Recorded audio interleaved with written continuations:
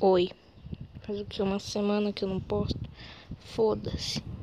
Eu posto quando eu quiser, tá ligado? E eu tô com preguiça de... Ô, vento do caralho. Tô com preguiça de desenhar os caralho a quatro, entendeu? Não quero desenhar. Muito menos editar a porra do vídeo. Ô, cachorro, cachorro, cachorro. Eita, caralho. Ai, ai. Fala com eles que o cachorro vai.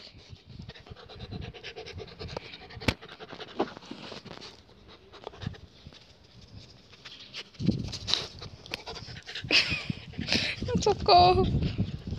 Ah, foi embora, foi embora, foi embora. Tá ventando? Foda-se. Não é meu dever cumprir o que vocês querem, seus filhos da puta. Eu tô fazendo isso porque eu ia gravar Amôndegas. Aí não consegui. A internet ficou caindo, eu foda-se. Não vou mais. Porque eu tinha falado, eu vou gravar. Aí eu tinha comentado no vídeo, será que eu gravo? Aí um retardado falou, grava, grava, grava, grava. Aí eu, tá. Aí eu ia gravar hoje, não foi? Aí eu, foda-se. Aí tá. Eu tô fazendo essa merda aqui. E eu não sei se eu vou conseguir editar direito.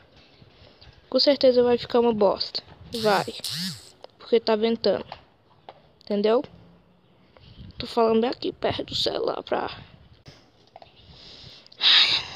Eu não sei. Eu não sei. Sei lá que porra eu tô fazendo da minha vida. Esses dias eu passei assistindo vídeo do YouTube. Uma coisa, meu celular tá desligando do nada. Tô lá de boa, aí desliga do nada. É foda.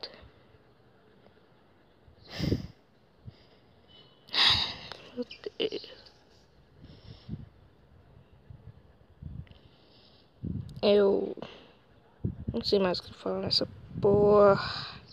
Essa merda. Minha cachorra tava aqui. Tava cheirando a porra do celular. Ela queria participar. Ela falou: vou tomar no cu, seus filhos da puta. Acabou. Então, né, velho, esse bagulho da Amôndegas. Eu não consegui gravar porque eu fui tentar. O aplicativo que eu tava usando pra gravar fechava na hora que eu entrava. Aí a internet caiu. De boa. Não quer que eu grave. Eu não sei se vai ter. Porque eu tô com preguiça. Eu não quero editar porra nenhuma. Nem isso daqui eu quero editar. Vai ter, sei lá, uns 3 minutos de gravação dessa merda. Não sei.